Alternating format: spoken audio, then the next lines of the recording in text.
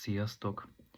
Ez a Törökök a templomban című videoblog harmadik epizódja, ahol már egy kicsit gyakorlatiasabbra vesszük a figurát, és ebben a többinél egy picit rövidebb anyagban konkrét videót fogok nektek mutatni egy dalról, amit zenekarommal, az Imperfektummal rögzítettünk az egyik Szent Mise alkalmával. Ez a dal szerintem nagyon sokak számára ismerős lesz. Uram, te hozzád futok címmel. Sokat gondolkodtam azon, hogy ez a videó milyen minőségben szólaljon meg, milyen hangminőségben szólaljon meg. Nyilván könnyű lett volna egy jól megkevert Profit CD minőségben szóló anyagot most ide feltölteni, de összességében az volt a célom, hogy úgy tudjatok meghallgatni egy dalt, ahogy mondjuk templomban a hívek ezt átélik, tehát visszhangos lesz, telefonnal lesz fölvéve, viszont egészen használható minőségben fog megszólalni.